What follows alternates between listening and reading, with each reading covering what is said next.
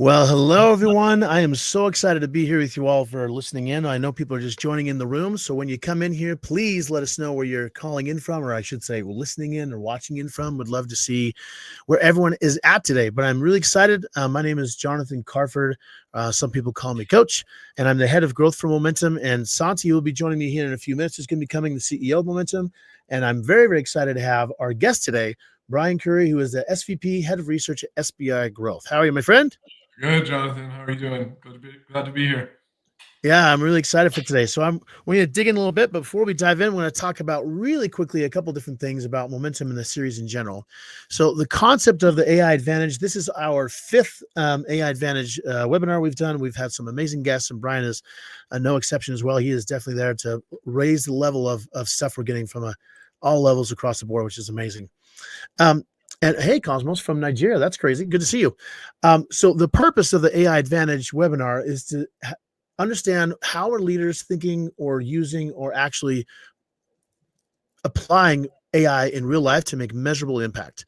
So the goal of this is to be able to feature either thought leaders in the space or other people like Bryan who've done a lot of research and consult companies on how to use AI intelligently to bring another angle of some really cool insights. So I'm really excited to dig into it. Before we do, I want to talk about really quick about momentum and kind of the theory of quick commercial. Hey, what's going on? So the main concept of momentum is this topic around the data that sits within all the conversations that happen on a daily basis with your sales or customer success teams or anyone who's talking to a customer. Everyone always knows that the most CRMs are not the best source of data because there's not very many content there because salespeople are trying to do what they should be doing, which is working with people and having relationships.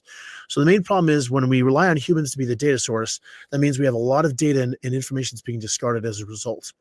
So with momentum, we are an orchestration layer that sits underneath your current tech stack, integrates with it, and then extracts the information, aggregates it, and then sends it into your systems of record through various places so that you can actually activate it or take action on it.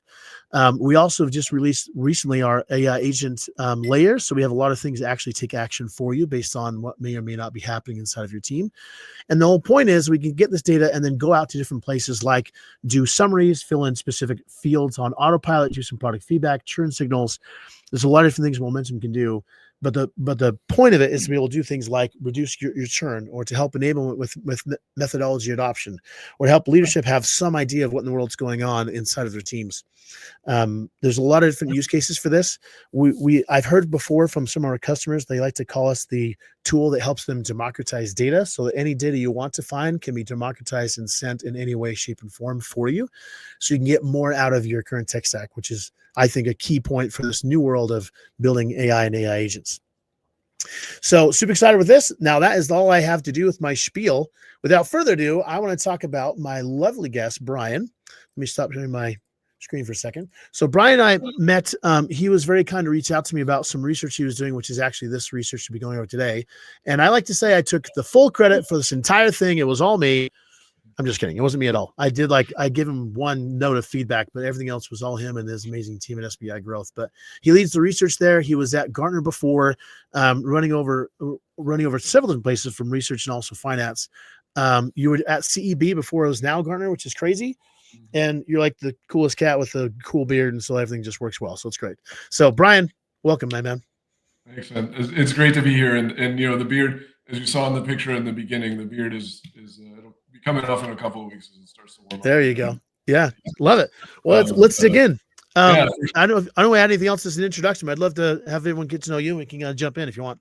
yeah, for sure. Just a little bit about me, and we'll get into it. So I'm head of research at SBI, and SBI is we're a go-to-market strategy and execution firm. So what we do is we help our clients across the full suite of go-to-market, from developing the go-to-market strategy to building the go-to-market operating plan, making sure that you've got the right people and the talent in place to execute on that plan, and then making sure you've got the data foundations in place as well. We've got a bunch of different modalities that we use to help our clients across those spaces. So my job here at SBI is to go out there and find the research and insights that will help people to understand where their gaps are when it comes to go to market, and help us as a firm understand where that is share it out here with the world. So really excited to share it with this group here today.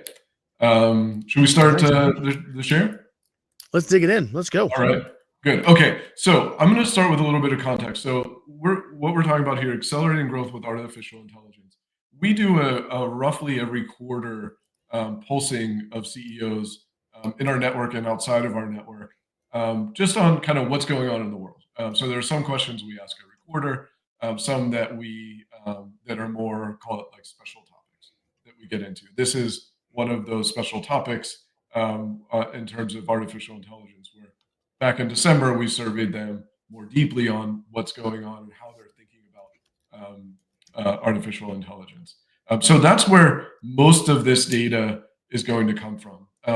Where I wanted to start us is on it with a little bit of context.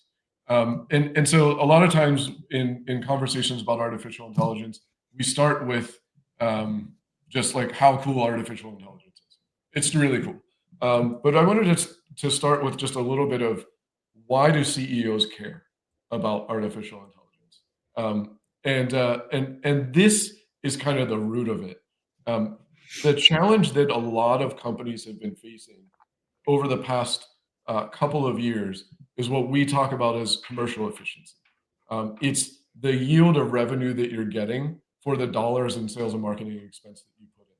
And what I'm showing you here is just general CEO sentiment on that idea of commercial efficiency, where even if you look at just from Q3 of last year to Q4 of last year, an increase in the portion who are seeing this as critical to their success, being more efficient, more commercially efficient, and a decrease in the portion who are confident in their ability to deliver. So that gap there is just growing in terms of the confidence gap in the ability to deliver commercial efficiency, go-to-market efficiency is a problem. And there's real money here. Like in our analysis, what we found is the cost of go-to-market expense over the past 3 years have risen by 68% over 3 years, from 2020 to 2023. And the yield on that has gone down from, you used to get 66 cents for every dollar that you put in to your go-to-market engine in growth, 66 cents in new revenue year over year. Right. It's down to 37 cents. So almost cut in half, while the expense has gone up by 68%. So a lot of reasons why that exists, why that's happening, from bloat of organizations, technology spend, even just wage increases, right, that have happened over that time period. But there's this real sense among CEOs that we've got to get more efficient with our sales and marketing spend, and we see artificial intelligence as a big driver of that. So let me tap into a second. So like when, and you might be getting this later, but like when you have, they want more efficiency as a play. Like I see AI all over the place being able to do that specifically in a lot of different ways. Mm-hmm. Are there like leading metrics you're suggesting to people to do that, or mostly looking at the lagging stuff like go-to-market efficiency to see if is it actually moving the dial? Does that make sense? Yeah, it's probably a little bit of both. You teed me up. I don't know if you did this on purpose, but you teed me up. No, I might have seen this before, but generally I was asking. I was like, "Ooh, I got asked." So keep going. So okay, so if you think about it, right, there are, from an execution perspective, we kind of framed it up for them as these are the 4 different things that you can get. These would be probably to some extent your lagging or your leading indicators. That commercial efficiency in terms of the growth yield is probably more of your lagging indicator. But if you think about the outcomes that you can achieve from using AI in your operations, you can get better decisions. And this, to me, is probably the biggest unlock that's out there, even though the fewest CEOs are seeing that as a big opportunity.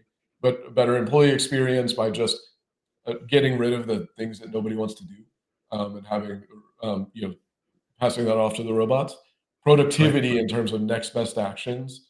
This is a big one. And then sales and marketing expense. This is the one that we often talk about, right? Or maybe not we often talk about, but people often talk about is, AI is going to replace jobs, for example. And so you see there that CEOs, I think, are most bullish about this idea of improved productivity, which is great. And least, but still about half of them see an opportunity for reducing sales and marketing expense with the use of AI. So a little bit of, if you think about that commercial efficiency is the formula being the growth you get for the money you put in, you're Right. going to get more growth from the productivity and the better decision making, and you're going to presumably put a little bit less money in with the sales and marketing expenses. Are they looking at that like as in people? I mean, is the conversation of people being the reduction, or is it more about just more efficient with what you have? It's a little bit of both. Yeah. So when I talk to them, what they say is that productivity is the first thing that they're looking to gain from the tools, and what they expect is that most of that productivity gain, say the time savings, is getting reinvested into more activity. Mm, So for an individual seller, for example, they go from they're able to cover more territory, for example, because they're spending less time, say, on call planning, so they can plan more calls with more prospects than they may have before. So they see it as reinvesting, in particular in areas that they deem strategically important. So what they've told us, for example, is engineering. They were able to get way more productive over the last 12 to 18 months in engineering. right. That didn't mean that they had reductions in force in engineering. It just meant that they were able to do more from an engineering perspective. Where I do think, though, Jonathan, that we could see a little bit of a changes maybe in the pace of hiring, right? You don't necessarily need to hire, Yeah, great people. I say the same thing too. Like, Yeah, we think about the possibility of like OpenAI talking about there's going to be $1 billion one person company. Like, yeah, there's going to be possibilities of scaling, obviously, with that level of capacity, or having a tool that's just really expensive or something. But I think that's where I don't like the idea of getting rid of people. But at the same time, it's like you have to rethink who's sitting in what seat and what capabilities they have and how to use it most efficiently. yeah.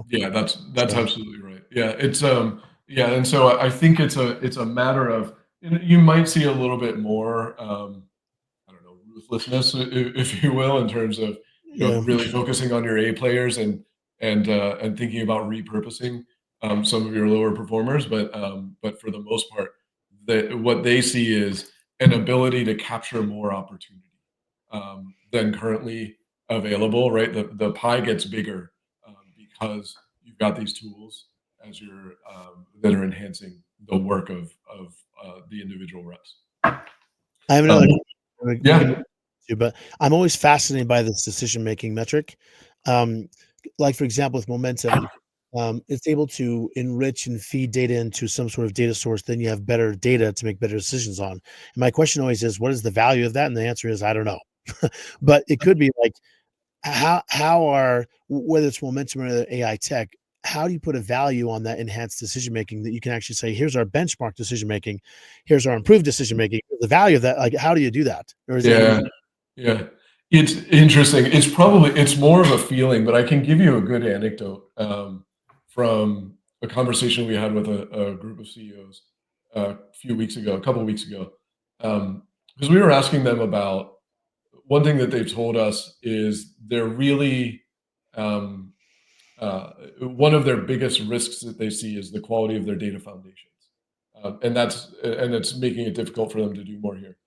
And we were asking, but at the same time, they felt really good about their strategies.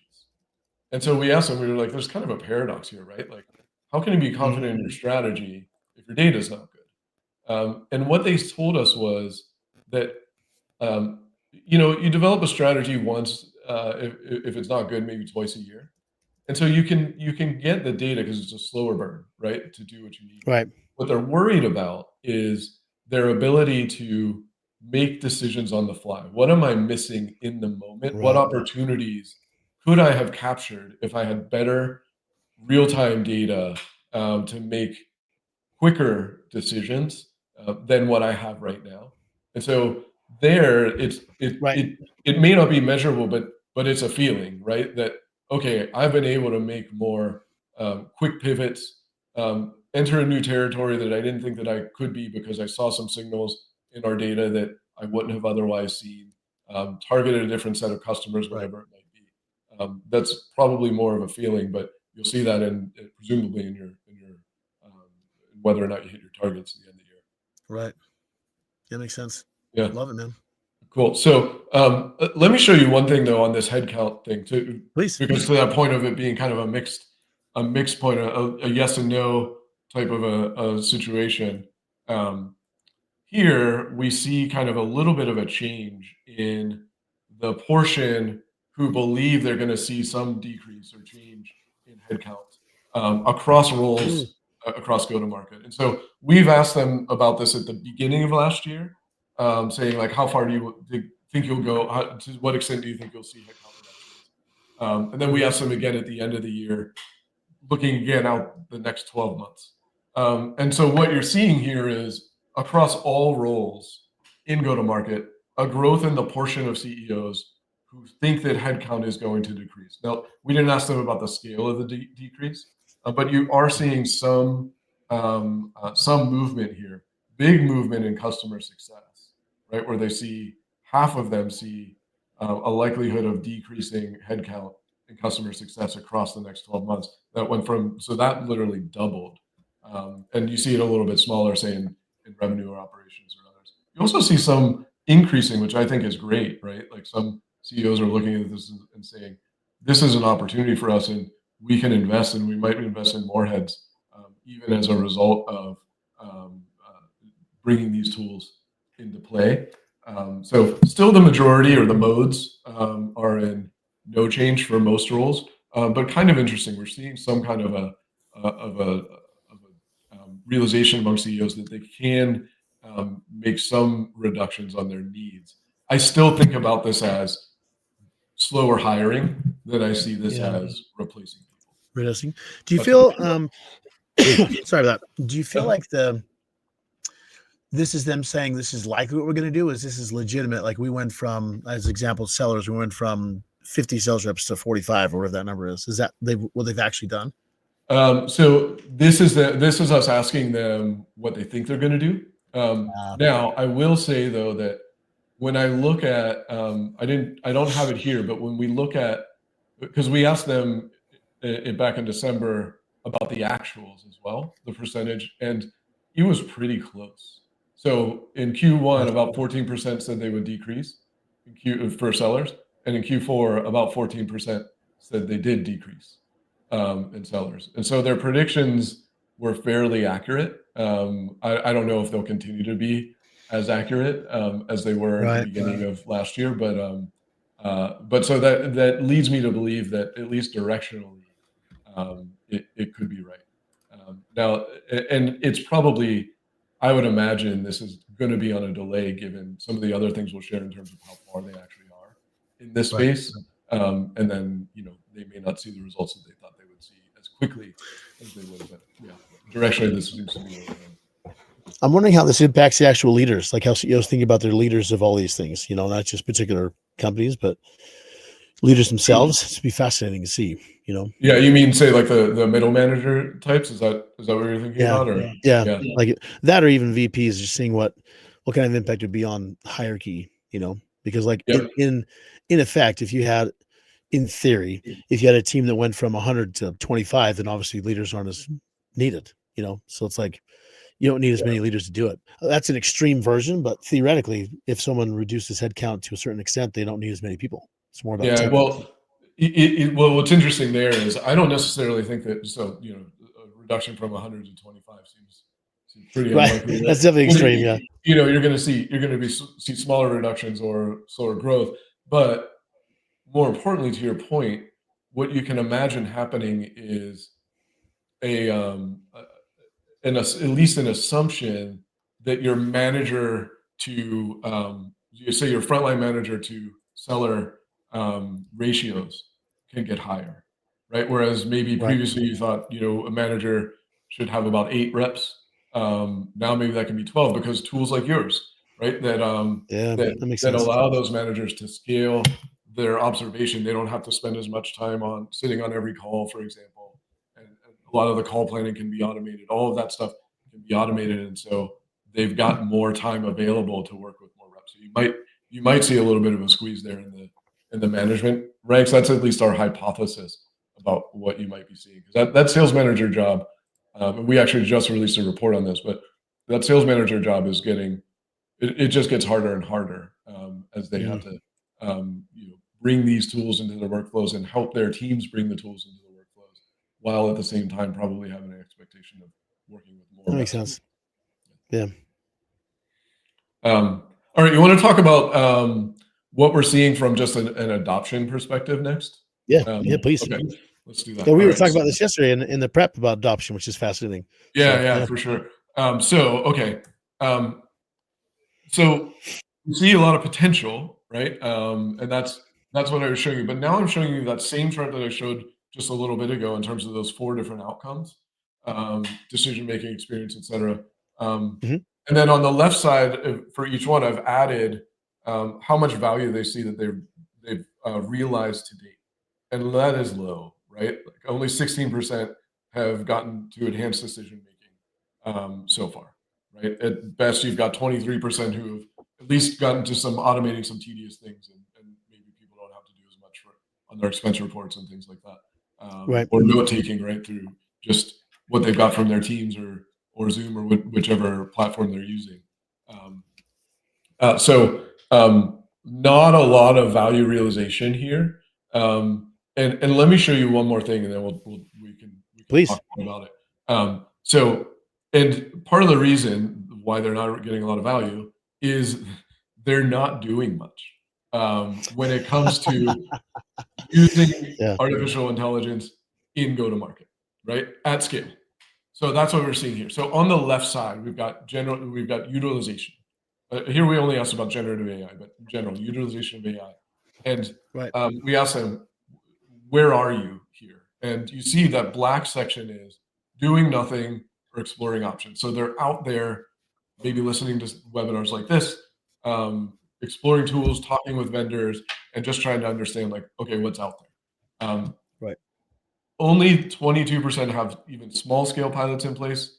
Only 13% in sales have large pilots or scaled implementation. Right? So very few people are realizing value because very few people are doing anything at scale. 65% are just out there exploring options. Now their reps might be using an LLM or something in their day to day, but again, they don't. It's not programmatic at this point Right. for most organizations in sales, in marketing, or in customer success. Right. Hard to scale that. Yeah. So Um, what do you think but would be is it because of lack of focus, of budget, integration? Like, what do you think the crux of that is?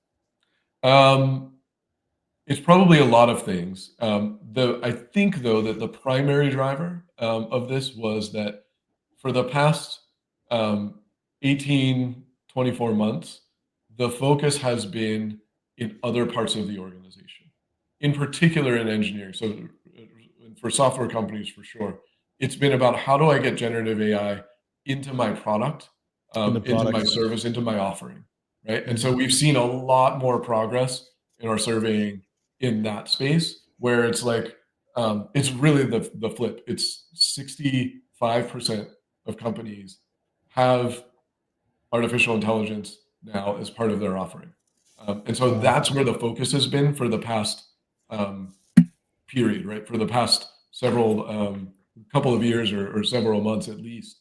And Right. now it seems like is the time when CEOs are shifting their perspective and their emphasis to more internally focused. How do we start to use this to improve execution?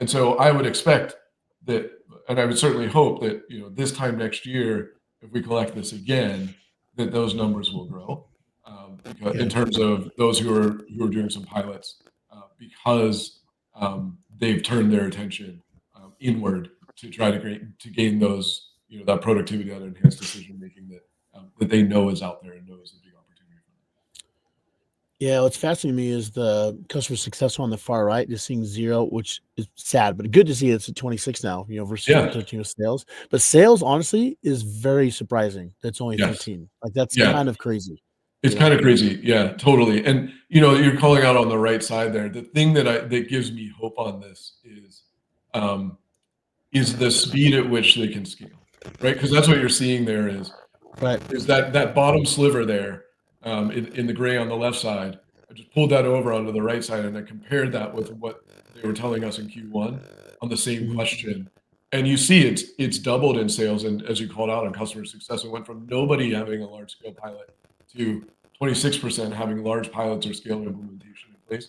And so it happens fast, right? That's 3/4 of a difference, right? Maybe 11, 10 Right. months from when we surveyed to from where the black bars were to where the light blue bars are. And so it doesn't take a long time, right? Once you start putting these experiments in place, see that they work, see what works, and now all of a sudden you've got something scaled across your entire I think there's been more sales team. availability as well, just from a CS Yeah, perspective. I remember when I first did the academy a couple of years ago, there wasn't a whole lot for CS. Like there's a lot more now, but there wasn't a while ago. So it might have been just the limitation of what tech was available. yeah, So yeah, definitely. Yeah, that's I think that's right. And then also probably um, limitations on even just whether or not they could see things as being successful. Right? It's kind of right, paradoxical in a way. You're investing in building AI into your product and service because you believe that you can monetize it, while at the same right, time being maybe a little bit hesitant um, to purchase AI in other products and services. Right? right, right. So now people are probably getting that confidence. Well, it's working for us, so it's probably working for other organizations. Yeah. Yeah. The sales thing still boggles my mind because I know marketing is ahead of the curve usually on most kind of tech like this, but Yep. maybe it's because I'm skewed because I literally train or talk to sales teams all the time. And most people I talk to are talking about sales, but I obviously have a very small sliver of the market. So it's just fascinating to see that. Yeah, and I So, think there's a difference too in terms of um, it's that scale, right? yeah. That's where the difference is. Because I bet you, if you asked, most CEOs would say, "Well, our people are using ChatGPT or whatever for call prep, for example." Right.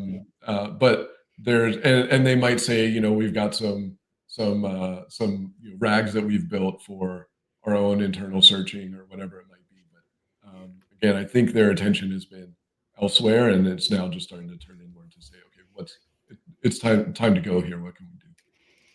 Totally. Good news is there's a lot of white space there for software companies um, to help these teams understand where the opportunities lie.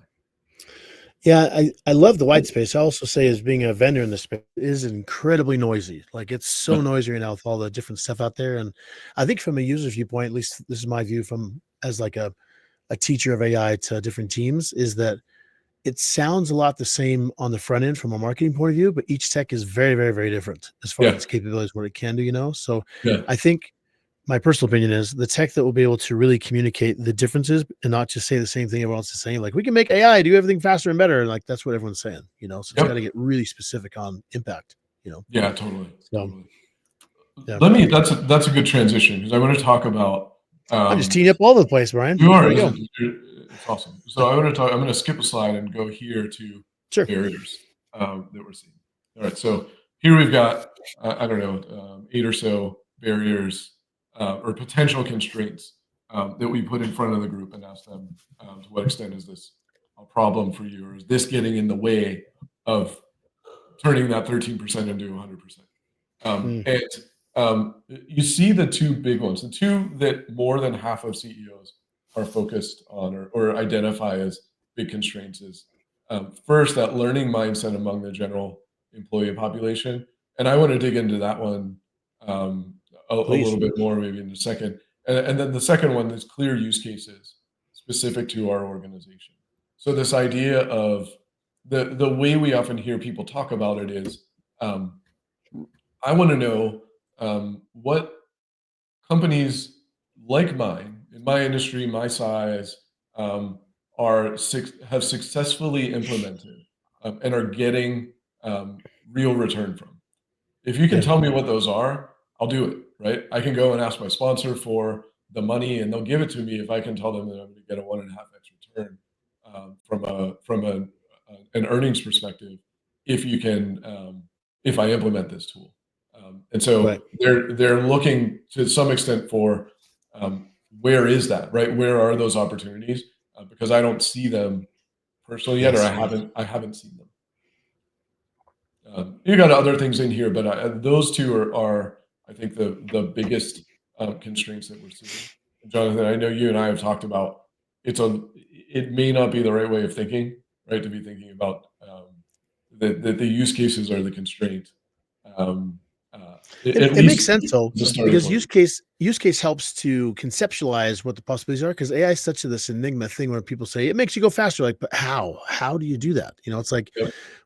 when someone can visualize the how, the use case makes sense to talk about. I don't think that's where they should begin, but I think it's a good way to help them see the value. You know, Yep. Yeah, so yeah, for sure. Yeah, I think that that's good. But the place where I think you and I would agree is I'll just show you this other thing, and this is as I mentioned to you this morning. This is data that from our current pulsing, like literally, like we haven't done a lot of analysis on this yet. But we asked them this. We gave them these two choices. We said, when you think about your approach to using AI and thinking about what investments you make, mm, which of these best describes how you think about it? And so is it, what we see is a 60, almost a 60-40 split. So sorry, my math is wrong. This is how fresh it is. I literally made this chart this morning and I did it's okay. I get you. 50, 52, 62% to 42. 38%. Oh, 38. So Got it. Got it. yeah, so it's 62%. Look, they start with looking for proven use cases that they can fast follow, and then 38% are thinking about it. Call it how I call it here, strategy forward, when it fits with an ongoing strategy or initiative. So if Mm, I think about what you just said of they want to see that it works, I think what matters even more though is that they've articulated the strategic problem that they're going after, and they want to see that it works for that, right? right. Or that's at least where we want them to be. Because if we just say like, okay, here's a use case, a company like yours just did this, and whatever they improved X metric by 20%. Um, they might be like, well, that's cool, but that's not my problem, right? Like, I don't Right. need Exactly. I don't need that, right? And so show me one for what I need. And then it's like, well, what do you need, right? Like, what problem are you trying to solve? Then we can start to think about what are the tools, and where can we apply AI to solve that problem to meet that strategic objective that we all agreed at the beginning of the year was critical for our business success. That's where it's Mm. starting to be. Yeah, it's kind of a balance between the two, right? Because you can't go just strictly by use case. Like you said, it may not be the one that they're trying to solve, Right. but they need to be able to conceptualize and understand it goes into the strategy. So I'm curious then, like when you think about the concept of like an AI SDR as an example, Yeah. you hear a lot about it, but you don't see a lot of use cases around it because you don't see results. So it's like people hear about the concept, and I'm deep in the space, and I haven't heard a lot of really good case studies using SDR. I'm not saying they don't work. I'm just saying I haven't seen it. You know, Mhm. so like I think to me that's one example of many of saying how do you actually use this in practice to see the results in pipeline generation? You know, Yeah. so Yeah. But it probably goes back from you. You have to start with, um, what do you need an AI SDR for? Right. Like, right, right, and do you really need one? Like, is it that you have, is it that you actually have an outbound problem? And if so, is an AI SDR the way to solve that? Or is it that outbound is fairly easy for you and you feel like you're spending too much on SDRs currently, mm, for the return that you get from the activity? right, Therefore you're looking for a way to reduce your cost of acquiring a customer, right? right, right. And then maybe an AI SDR makes sense, if we think that it's it's gonna be as effective as a human, would be. And that's the thing to test, right? But there's probably a Yeah, metric you want to move, before you're going to decide whether or not that thing to test. But then to your point, exactly, I think exactly. to your point, something like an outbound SDR is pretty scary, right? Like the idea of putting that in place, and so you're also going to want to see that people have used it and used it, successfully, and yeah, that'll take a little bit of time, Yeah, that's what I think. I think this is kind of the crux of where we're at with a lot of different AI tech is that there's so much good tech out there, but it needs to be proven out. So like you Yep. have to have someone willing to prove it, which could mean possibly losing, and people don't want to lose, for good reason. So Yep. it's an interesting balance between the two. Yep. Yeah, for sure. And we definitely guide, and I think it's not, it's not anything, too, um, uh, monumentally new to say that you've got to pilot it, right? Like you've got to start small, Yep. in very targeted areas that matter to you as an organization. But you don't just go and say like, okay, we're replacing all of our SDRs with AI SDRs. You're going to try it in a segment that maybe is less critical to your results for the year, and see how it works there. And then slowly but purposefully scale that out as you start to see the success, right? With an AI SDR, with any kind of a tool that you're putting in place that's meant to help you solve a problem. Is it helping you to solve the problem? If so, continue. If not, try something else. Yeah, I love that. So let's talk about the other one on mindsets. Sure. Because I think there's there's something here that I think is interesting, and I should have circled different ones here. Learning mindset. Yeah. So you see that one all the way on the left, learning mindset among the general employee population. I think everybody would agree that that's a problem. But then look over here, learning mindset among managers, much lower, right? 44%, recognizing that as a significant constraint. And then all the way over here, learning mindset among senior leadership, 38% recognizing that as a constraint. It's actually the least likely to be recognized or most likely to be recognized as an insignificant constraint. And it was CEOs saying this, right? So are they going to critique themselves by saying they're not? I bet you it'd be a different answer if the people reporting them were answering this question. Exactly. Yeah. And the thing about this that I worry about, right? So I don't know, right? I'm not in these organizations, and so I can't. Right. Maybe it's true. Like, there are two possibilities here, right? One is the learning mindset among managers and senior leadership doesn't matter. Another possibility is they actually have it, right? They have the learning mindset. But I'm a little skeptical, right? That either of those is true. My sense is that CEOs may be underestimating the importance of the learning mindset among managers and among senior leadership when it comes to artificial intelligence, and the impact that then has on the general employee population and their learning mindset, right? So if that learning mindset at the front line is low and a significant constraint, and they're thinking, well, I can't do artificial intelligence because my people aren't going to adopt the tools. We know what drives people to adopt the tools, besides a learning mindset, is messaging from their managers, right? And messaging from leadership on the importance of these things and how much it's going to improve their day to day, and even them seeing their managers wrestle with the tools with them as well. Really important to driving that learning mindset. We're just not necessarily seeing that as much. Let me show you actually one thing related to this. Please. So we asked, this is a different survey here. This is of sales enablement leaders. And we asked them what their top 3 priorities are for training for sales managers.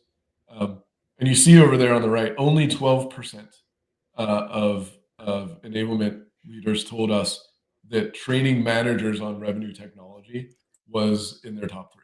Now, part of that could be that it's in the top 3.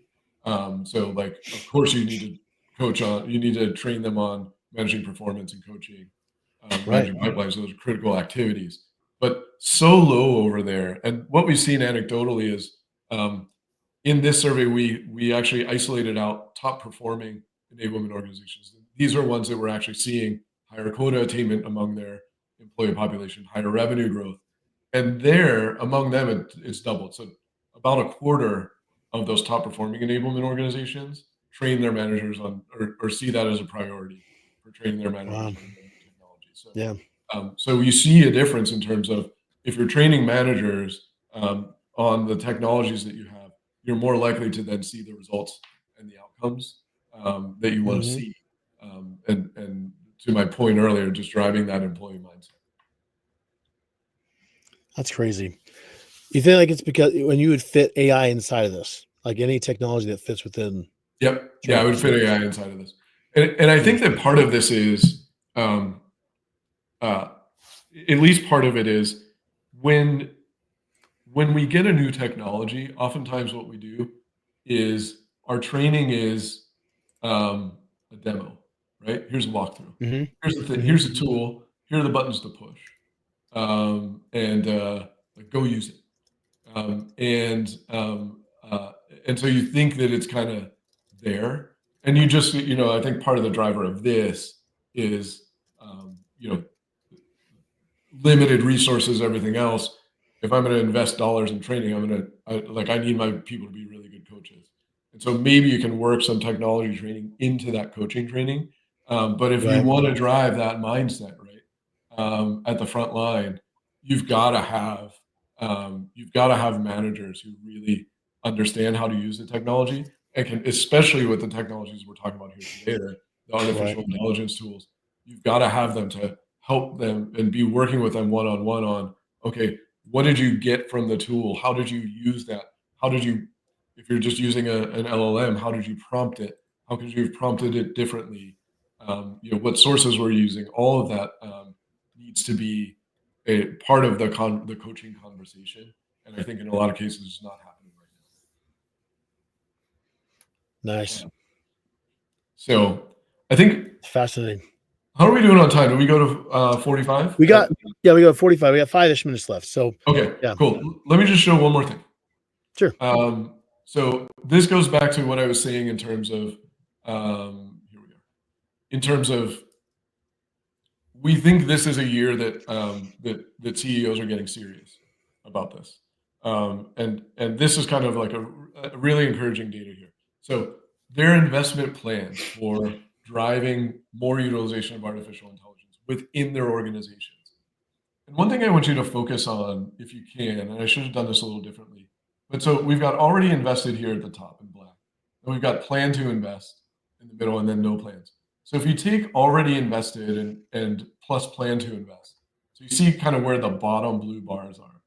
Mm-hmm. What's interesting to me is the thing that they were most invested in over here, an internal counsel, um, like now, by the end of this year is the thing that they will be least invested in. Because if this all comes true, right? Because what they're seeing is these councils are useful, but what they end up doing is just kind of talking about like, oh, hey, I saw this thing, and I saw this other thing, and I watched a demo on this other one, and it's Right. more just talking about use cases and things that they're seeing. They want strategies, right? Like that's where they are now, is Yep. a strategic plan for artificial intelligence. That's the thing that most will have in place by the end of this year, if their predictions are correct, for what they plan to do. A strategic plan, a roadmap in place for how we're going to do that, and metrics in place for how you're going to measure, how you're going to monitor success, and know whether or not, to our point earlier, you can scale that across the organization. So this is the year that they're starting to think more strategy forward on how to bring AI into their organizations. It kind of goes in with some of the data I shared with you yesterday about, where someone feels like they are in the education cycle of AI. Like the more experience they get, the more they're worried about strategy versus technical concerns. So it kind of makes sense that now that CEOs are experiencing it more and getting it more and bringing it to their own product, they're thinking, okay, now how do we use this actually strategically, not just throw money at the whatever tech, Yep. Yeah, absolutely. I think that's a big takeaway is how do we look at this strategically? Definitely. Yeah. Well, with your last couple of minutes here, I'm just curious on thoughts. Like what would be the, of all this data and the things you're seeing now, what's the takeaway from this? What would you suggest people, whether they're a CEO or whether they are just a leader of their team? What would you say? Yeah, so I've put 4 on here, and we'll share the full slide deck here with the Yeah. group so we can see them, or so you can see kind of those. There are a couple slides that I didn't get to today, but simple things, just like for CEOs, like get started and get beyond these just experiments. Really thinking about strategy forward. What is it that I need to? Where is it that AI can most help me move metrics that matter for my business, and start to scale those experiments. Data enrichment. If you want to get to decision making, the real power, as you know, in these tools is in their ability to help you to make decisions quickly. Mm. And so, but those data foundations are critical in order to do that, and being able to enhance it with all the different sources that you all pull in to help people make good decisions. But getting those foundations in place, really critical. Make sure your stack is working for you, and then this last one on train the team using real world application in practice. That's what I was talking about earlier. Making sure that sales managers are having really good conversations with their teams about how they're using these tools, the tools that you've purchased, the tools that they may be using on their own independently, how they're using them, how they're getting success, and what they need to do, how they can continue to capture that success. So kind of at all different levels, from CEOs down to enablement leaders and individual managers, different things that we should be focused on. I love it. It's like music to my ears from both the Momentum and the GTM Academy side. I'm like, this is, it's very, very, very familiar. I understand this. It's awesome. Well, Bryan, I just want to tell you, this is fascinating. I love seeing this kind of stuff, and we might have to do a round two here when we get more research from you in a few months here, which would be fascinating. For everyone listening and for people register watching this later, we will be sending out the links so you can get the actual report, because it deep dives into a lot of these areas, which is awesome. And then we'll send out the deck as well, and then I'll make sure I send out Bryan's contact info so that you can reach out to him directly if you need to. Bryan, thank you so much. Like, this is awesome. Appreciate Absolutely. It was great to be here, and look forward to chatting with anybody afterwards. Awesome. Thank you. Thank you, everyone, for watching. Well, I like to be on time, so we're a little bit over, but we'll see you on the next time. Thank you. Bye, everyone.